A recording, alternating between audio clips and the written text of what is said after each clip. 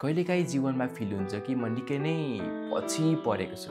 कोही साथीहरू विदेश पढ्न गइसके, कोही साथीहरू नेपालमै जागिर पनि पाइसके र कसैको त विवाह पनि भइसक्यो।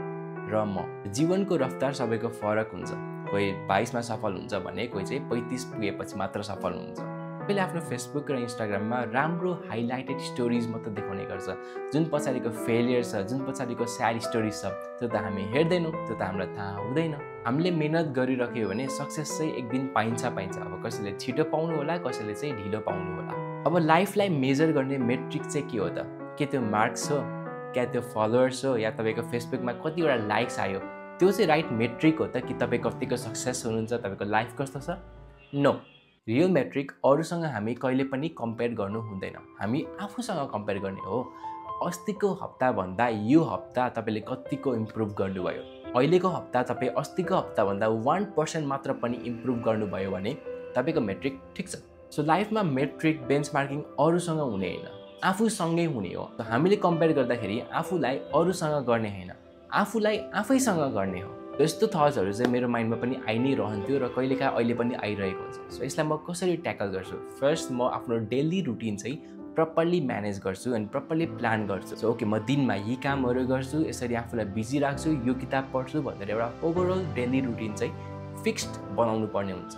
म चाहिँ यसमा एकदम नै बिलिभ गर्छु कि खाली दिमाग शैतानका घर भन्छ नि। सो मैले कुनै दिन काम नगरी बसेँ, त्यतिकै बेडमा स्क्रोल गर्दै बसेँ भने I will have negative thoughts, right?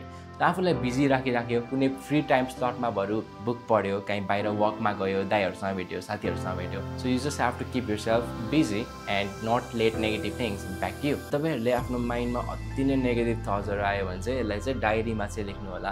तपाईँको माइन्डदेखि, ह्यान्डदेखि, पेनदेखि पेपरसम्म तपाईँले सरल फ्लोमा चाहिँ जाँदा हुन्छ। तपाईँले त्यो लेखेको डायरीलाई चाहिँ म चाहिँ राख्नु भन्छु, किनभने 2-3 वर्षपछि जब त्यो डायरीहरू तपाईँ आफै पढ्नुहुन्छ, यु विल फिल गुड, किनभने त्यति बेला तपाईँ राम्रो कन्डिसन, राम्रो सिचुएसनमा पुगिसक्नु भएको हुन्छ। अनि अर्को एउटा कुरा जसले चाहिँ मलाई एकदमै धेरै हेल्प गरेको छ, that is celebrating small wins. केही सानो अचिभमेन्ट गऱ्यो भने म सेलिब्रेट गरिदिन्छु। जस्तै कि मैले आधी घन्टा वर्कआउट गरेँ भने म आफूलाई केही ट्रिट दिउँला। मैले यो हप्ताभरि दामी काम गरेँ, दामी एफोर्ट लगाएँ, दामी पढेँ भने स्याटरडे म एउटा ब्लुबेरी स्मुदी कि त एउटा कोल्ड कफी लिन निस्किन्छु। So celebrating small wins is really important अनि मलाई चाहिँ यसले धेरै नै हेल्प पनि गरेको छ। पछाडि परे जस्तो फिल हुन्छ भने यो चाहिँ स्वाभाविक हो र यसले के क्ल्यारिफाई गर्छ भन्दाखेरि चाहिँ you want to be successful in life and you are serious about that. त्यो ओम शान्ति ओमको कोट छ नि, अंत में सब अच्छा ही होता है, अगर अच्छा नहीं हो तो पिक्चर अभी बाँकी है मेरो दोस्त। So that's all I want है त। यो भिडियोको थ्रु तपाईँलाई थोरै भए पनि हेल्प भयो, थोरै भए पनि इमोसनल सपोर्ट भयो, इन्स्पायर हुनुभयो भने द्याट्स अल आई वान्टेड। तपाईँलाई पनि यस्तो फिलिङ्सहरू आउँछ, थट्सहरू आउँछ भने कमेन्ट गर्नु होला, किनभने यो जर्नीमा तपाईँ एक्लै होइन, हामी पनि छौँ। आई होप यो भिडियो तपाईँलाई हेल्पफुल लाग्यो होला। लाग्यो भने च्यानललाई सब्सक्राइब गरिदिनु होला। नमस्ते।